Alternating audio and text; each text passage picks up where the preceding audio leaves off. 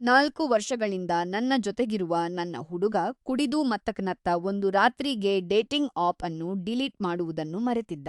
ಬೆಳಿಗ್ಗೆ ಎದ್ದಾಗ ಅವನ ಫೋನಿನಲ್ಲಿ ಸ್ಕ್ರಫ್ ಆಪ್ ಇರುವುದನ್ನು ಕಂಡೆ ಆ ಕ್ಷಣವೇ ನನ್ನ ಇಡೀ ಪ್ರಪಂಚವೇ ಕುಸಿದು ಬಿದ್ದಂತಾಯ್ತು. ಅಲ್ಲಿ ಕನಿಷ್ಠ 20 ಬೇರೆ ಬೇರೆ ಪುರುಷರ ಜೊತೆಗಿನ ಮೆಸೇಜ್‌ಗಳಿದ್ದವು. ಅವರೆಲ್ಲರೂ 35ರ ಮೇಲ್ಪಟ್ಟವರಾಗಿದ್ದರು.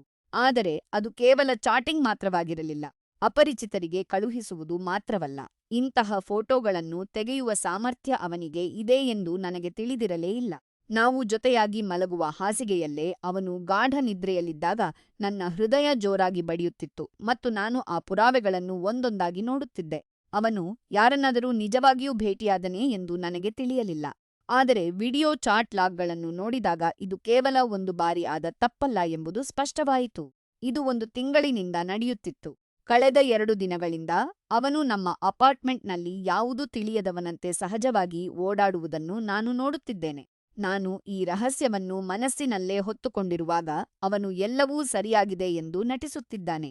ನಾನು ಭಯಭೀತರಾಗಿದ್ದೇನೆ, ಗೊಂದಲದಲ್ಲಿದ್ದೇನೆ ಮತ್ತು ಈಗ ನಾನು ಪರೀಕ್ಷೆ ಮಾಡಿಸಿಕೊಳ್ಳಲು ಕ್ಲಿನಿಕ್‌ಗೆ ಹೋಗುತ್ತಿದ್ದೇನೆ. ಅವನನ್ನು ನಾನು ಇನ್ನು ಮುಂದೆ ಹೇಗೆ ನೋಡಬೇಕು ಎಂಬುದು ಕೂಡ ನನಗೆ ತಿಳಿಯುತ್ತಿಲ್ಲ.